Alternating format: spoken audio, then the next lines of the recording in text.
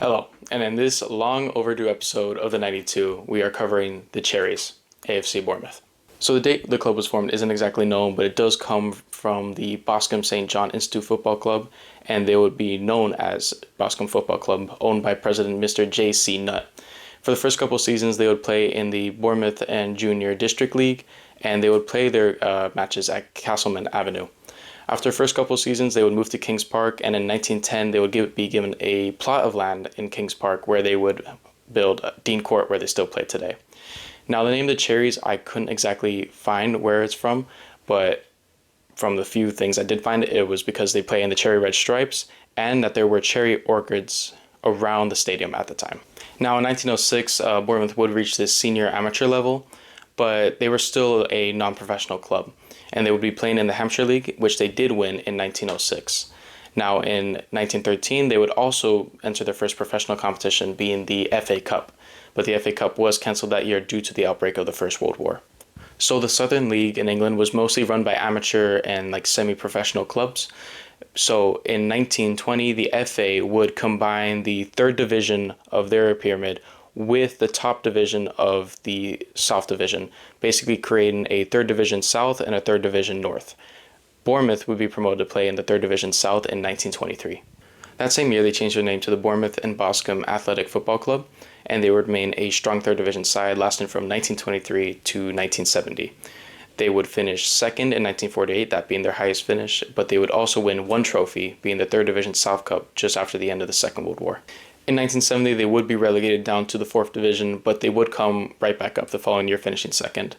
They would also change their name to AFC Bournemouth. Now, I read that it was because they wanted to be first in the alphabetical list of English professional clubs. I don't think that's true, but I like to believe that.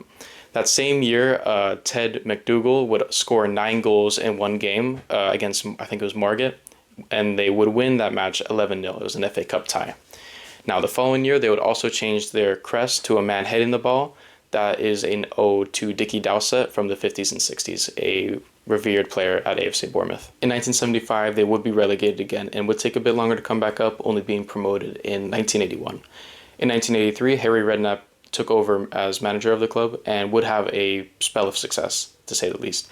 That following year, he defeated the FA Cup holders Manchester United in the tie, and they would also win the EFL trophy, beating Hull City 2-1. In the 1986 season, they would be promoted to the second division for the first time in the club's history, and they would have 2 relatively successful seasons there before being relegated in the 1989 season. They remained in the third tier until the final day of the 1989 season, where it culminated in a game at Dean Court between Leeds United and Bournemouth. Leeds would win by 1 goal, leading them to promotion, while Bournemouth would be relegated. Though violence and damage would continue from the Leeds fans, culminating in about £1 million worth of damage. In 1991, Harry Redknapp would resign as manager, and after that, not really much happened for the club. In 2002, they got relegated, but they came back up the following season. But in 2003, James Hatter,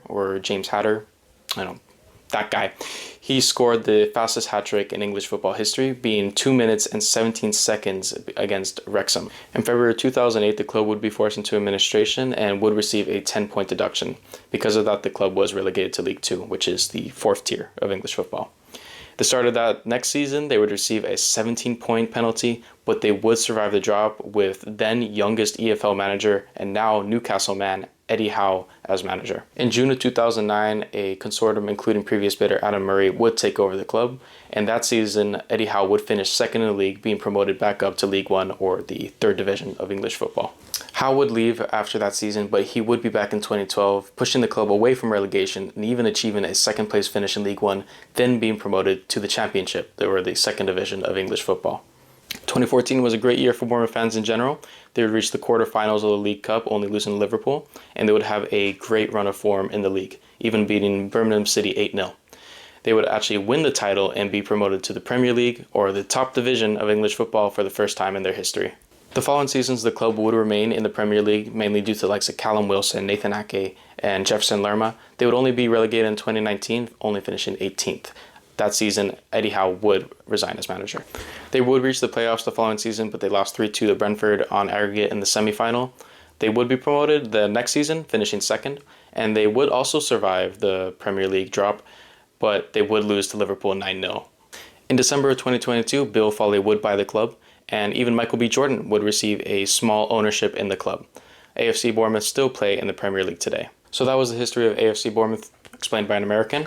If you enjoyed the video, please like and subscribe to support. And I'm sorry for the lack of uploads. I think it's been a year or maybe even 2 years since I last uploaded a video, but I do plan on uploading a bit more.